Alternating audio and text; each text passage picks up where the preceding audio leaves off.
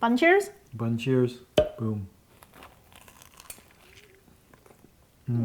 Today we're making a Taiwanese specialty, Gua Bao. This is the perfect bun. It is sweet, it's savory, it's rich, it's everything you want.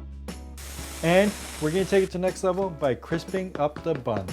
It's usually eaten during festivals and celebrations. It's in the shape of a little wallet, like a little coin purse. And so that's to symbolize that's gonna bring you great fortune. So eat tons.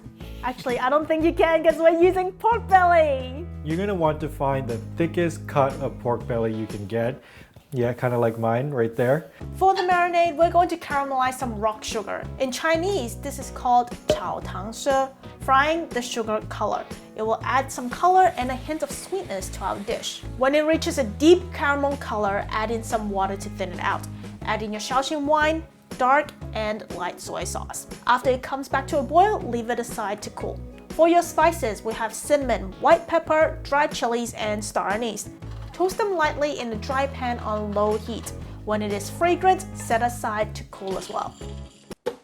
Traditionally, there should be 5 layers. I think we have 5. Skin, fat, meat, meat.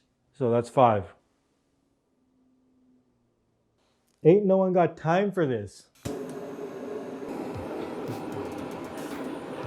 Scrape off the singed hairs, then cut or saw the meat into 3/4 inch slices against the grain.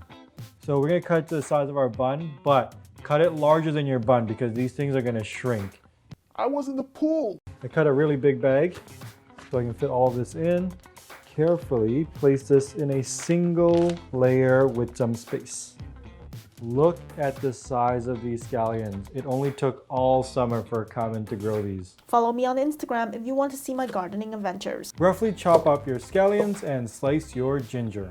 Take all your goody sauce here and pour it in. So all that work to make the layers, useless. Make sure that they all just clump up. No, I'm just kidding. Try and get them back into one layer. Now for the most difficult task here is... No! What? The ginger and the scallion. Oh yeah. Oh, and the spices. My goodness. So scallions are gonna go in.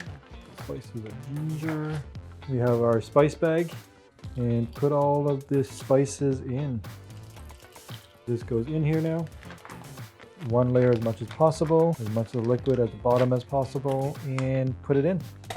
If you have a pulse function, this is the time to use it.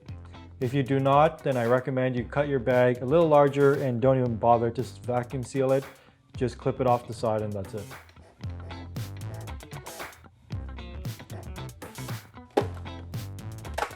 And as always, double seal. Let me show you my goods. That sounded so wrong. Let me show you my pork belly. This one. Into the sous vide. Floats. Sous vide or sous vide, however you want to say it, at 107 degrees Fahrenheit or 76 degrees Celsius for 24 hours. Fast forward to the next day. We're going to make the pickled mustard green that's going into our guabao. In Chinese, that's suan cai, so that's like sour vegetables, kind of like a Chinese sauerkraut. That's going to cut the fattiness and balance out the flavor of the pork. These pickled mustard greens, you can buy them at the Chinese supermarket. Soak them for 10 minutes, drain it out, and then wring them so all that salt comes out, and then soak it for another 10 minutes. While the suan cai is soaking, mince some garlic and dice up your chili. Drain it, wring it, and dice it. We've actually made the suan cai before in the Taiwanese beef noodle soup, and that recipe, if you haven't seen it yet, it is amazing, so go check it out.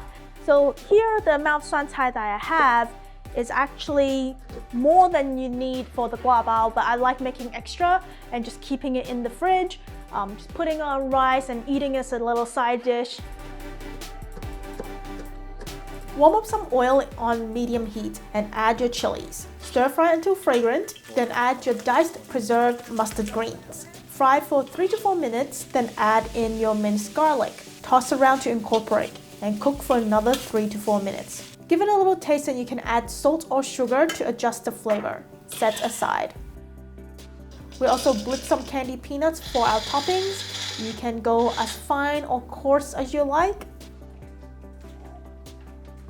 Gotta keep this liquid gold. Ooh, look at this fatty piece of pork here. All the layers here, all the nice fat. What's the point of wearing gloves? So you need to be careful when you're removing it from the bag because some pieces are tender. They might have shifted a bit. So you can see there's like a nice fat separation here between fat and the liquid. We don't want any of the fat. We're just gonna strain this out into our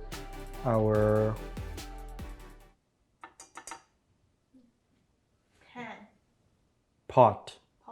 Saucepan. I'm special.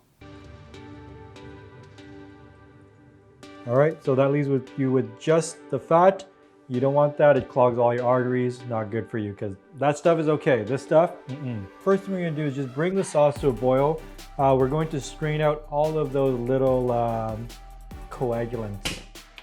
Those will solidify and then we're gonna strain it out. Otherwise you have a lumpy sauce. I guess there's none today. Pour the sauce back into the pan. Let's flavor it up some more. Add some sugar and 5-spice powder to taste. And give that a mix. We're going to go in with a little bit of a cornstarch slurry because our sauce is already salty. If we continue to cook it down, it's just going to get saltier and saltier until it's inedible. So using the cornstarch slurry will help us to achieve what we need. So let's go in, bring it back up to a boil, and you're looking for this type of consistency. So I have these buns. I did not make them myself because I am terrible with doughs. So I bought them. They're frozen. Why are you smelling it? Normally these things are steamed, but we're going to try to do something a little different today.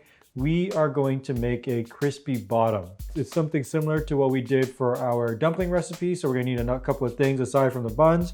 We're going to need some oil, some water, and a lid and frying pan. Put some oil in the pan. So we're going to turn this pan to a medium. We're just going to put that in there, give it a little swirl.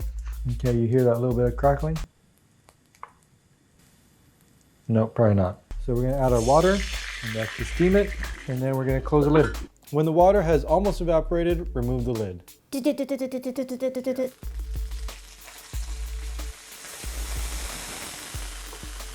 Now we just wait for the bottom to crisp and hopefully not burn. So we're about there. Give you a peek. Is it brown? All right, so once it's brown, we can take it off. Our pork's still a little hot, so we're gonna use the blowtorch. If your pork is no longer hot, brush it with sauce and sear it in your frying pan. Now for the grand finale. Brush some sauce on that bun. You can use hoisin here as well. Add your cilantro, your juicy and delectable piece of pork belly, swan thai. Don't add too much because it's a little salty, and top it off with some candied peanuts.